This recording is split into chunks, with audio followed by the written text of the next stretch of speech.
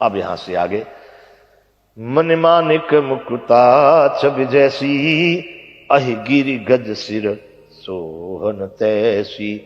मणि, माणिक, मोती, मुक्ता, गज मुक्ता जिसको कहते हैं, इनकी छवि, इनकी शोभा। अहि मणि का होती है नाग के मुंह में, नागमणि। माणिक कहां होते हैं? पहाड़ पर। मुक्ता कहां होते हैं? हाथी के मस्तक में। तो यहां गोस्वामी जी कह रहे हैं कि हाथी के मस्तक में रखे हुए मोती की उतनी शोभा नहीं है, उतनी वैल्यू नहीं है, उतना उसका मूल्य नहीं है, या पहाड़ में पड़े हुए किसी माणिक का इतना मूल्य नहीं है। नाक के मुंह में लगी हुई मणि की कोई ज्यादा कीमत, कोई मतलब ही नहीं है उसका। तो ये चीजें जहां जहां पर पड़ी है उनका तो क्या वैल्यू, क्या मूल्य, क्या उपयोग। वो कह रहे हैं कि मन मानिक मुकुता छवि जैसी, अहि गिरि गज सिर सोहन तैसी। नाग के मुंह में या गिरी पर पड़े हुए माणिक या हाथी के मस्तक में मोता, मुक्ता, उनकी ऐसी शोभा नहीं होती। कैसी? कि नृप किरीटी तरुणी तनु पाई, लह सकल शोभा अधिकाई। इनकी शोभा यदि नागमणि या मुक्ता, गज मुक्ता या माणिक राजा के मुकुट में लगे हों, या तरुणी तन पाई, युवती सुंदर किसी स्त्री के गहनों में उसमें लगाए गए हों, तो उनकी शोभा दूर से दिखाई देती है। कितना सुंदर और कितना वह प्रभावशाली और उसकी कितनी वो अनमोल हो जाते हैं। नृप किरीटे तरुणी तनु पाई, लह सकल शोभा अधिकाई। इतनी उनको शोभा मिलती है, अधिक से अधिक वो शोभावान होते हैं, लेकिन घर में पड़े पड़े किसी काम के नहीं होते हैं। तैसे ही सुख बिकबित बुध कही, उपजहि अनत अनत छबि लहई। ऐसे ही इसी तरह से बुद्धिमान लोग कहते हैं कि सुकवित की कविता भी उत्पन्न और कहीं होती है और शोभा और अन्यत्र कहीं पाती है। लिखी गई यहां पर रचना गुजरात में चल रही है, यूपी में, पंजाब में, अमेरिका में, लंदन में। तैसे ही सुख भी कवित बुध कही। अच्छे कवियों की कविता के लिए बुद्धिमान लोग ऐसा कहते हैं कि उपजहि अनत अनत छबि लहई। कहीं से वो रचना तैयार हुई और कहीं जाकर के उसका प्रभाव दिखाई दे रहा है।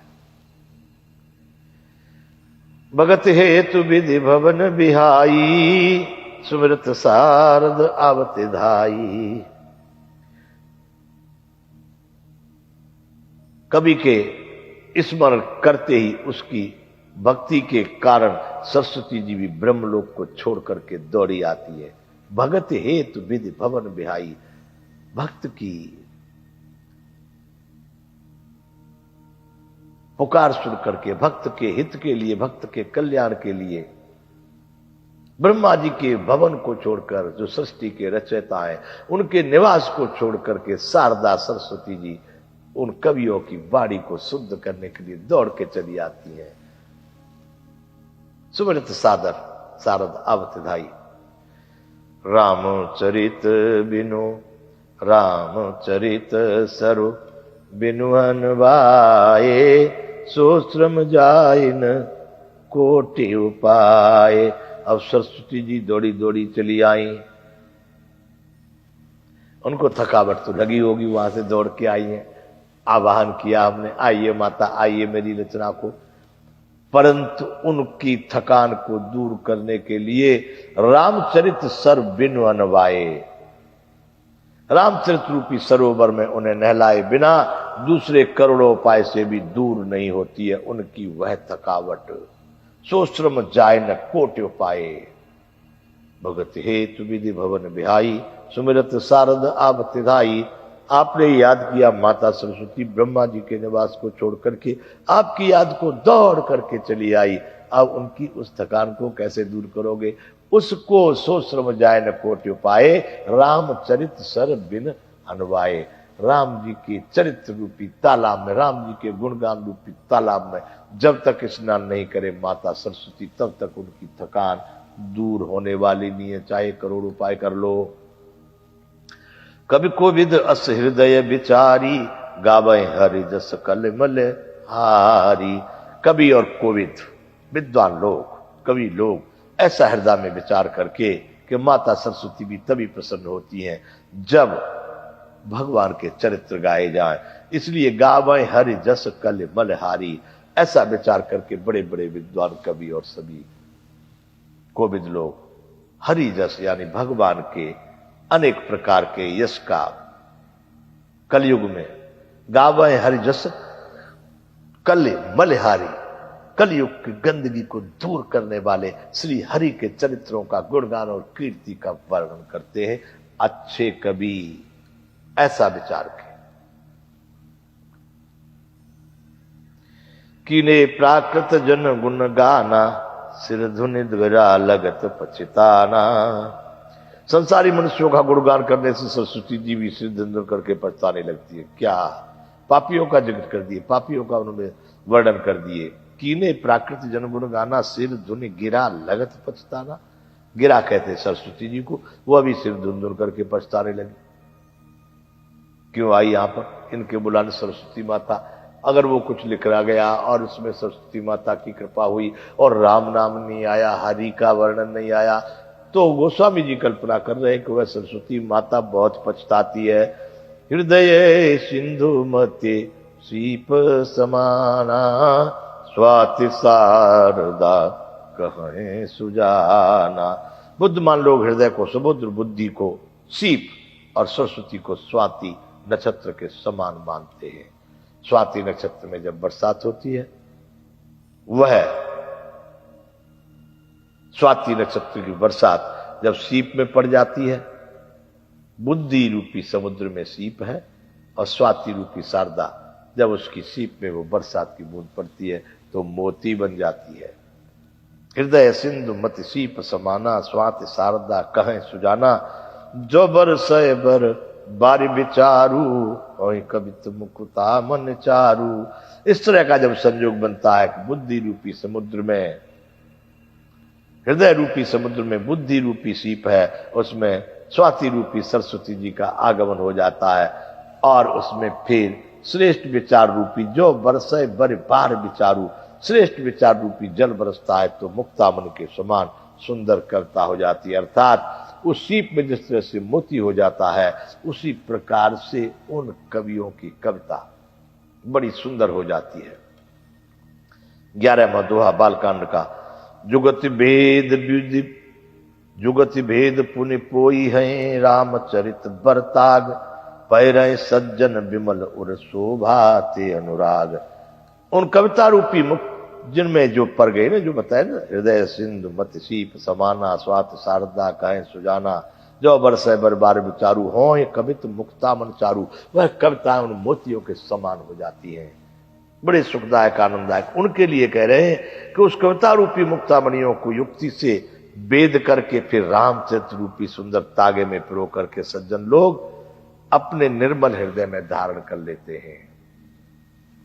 जैसे माला को नहीं पहन लेते अपने गले में, वो हृदय रूपी गले में उसको, उस माला को पहन लेते हैं। रामचरित्र बर ताग, राम रूप के चरित्र रूपी तागे उसमें धागे पड़ गए।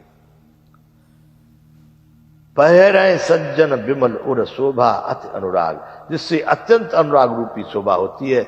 वे अत्यंत प्रेम को प्राप्त होते हैं। वो सज्जन लोग अपने निर्मल हृदय पर जो धारण करते हैं रामचरित्र वर्ताग, उन मोतियों को जो हृदय रूपी सिंधु में, बुद्धि रूपी सीप में सरस्वती के द्वारा ब्रह्म विचारों से उन मोतियों को उत्पन्न किया गया, उन मोतियों में राम चरित्र रूपी तागे को डाल करके जिन्होंने अपने हृदय में पहन लिया, वो बड़े अनुराग और बड़े प्रेम से राम जी के चरणों में जो है उनका बहुत अनुराग हो जाता है।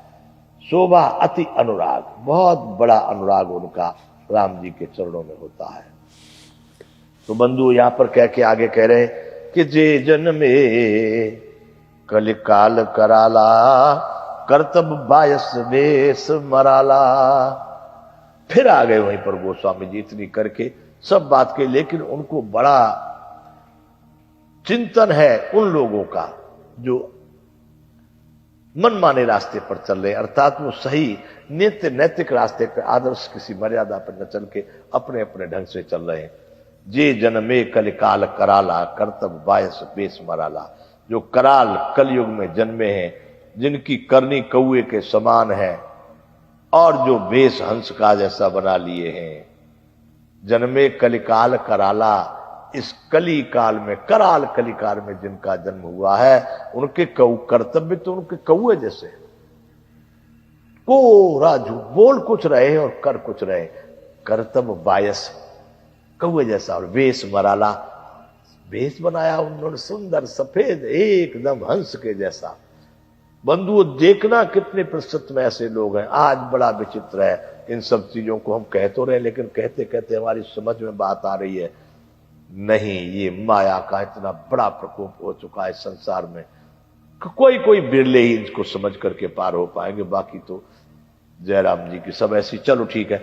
जे जन्म एक काल कराला, कर्तव्य बायस बेस मराला। उनके कर्तव्य तो कौए जैसे हैं और उनके भेष बड़े हंस के जैसे, जिन्होंने बना चलत को पंत वेद मग छाड़े, कपट कलेवर कलमल भाड़े। जो वेद मार्ग को छोड़कर कुमार्ग पर चलते, मतलब जो सही रास्ता है, जो वैदिक या हमारी परंपरा, गुरु परंपरा या शास्त्र परंपरा या अपने कुल खानदान के अनुसार है, उनको छोड़ दिया। वेद मार्ग का मतलब सतमार्ग को छोड़ करके कुमार्ग पर चल दिए। जैसा जिसको अच्छा लग गया उसी पर चल दिए, विषय विलासता उसमें भटक करके। कपट कलेबर कलमल भाड़े, जो बड़े कपटी मूर्ति है और कलयुग के पापों के भाड़े यानी पात्र है, उन्हीं में सारे पात्र, मतलब भाड़े भी कहते हैं हमारे यहाँ पात्र को। कलमल भाड़े, कलयुग की गंदगी को रखने वाले पात्र वही है, उन्हीं में सारे पाप भरे हुए हैं कलयुग के। कुन में जे जन्मे कलकाल कराला, कर्तव्य बायस बेस मराला। इसी कलयुग में जन्म करके उनके कर्तव्य कौए जैसे, लेकिन भेष हंस जैसा बना लिया है। उल्टे सीधे रास्ते बना रहे हैं, उन पर चल रहे हैं। और कपट, जिनका भेष ही कपट रूप का है उनका, जो कलयुग के पापों के पात्र हैं, सारे कलयुग के पाप उन्होंने भर रखे हैं अपने पास।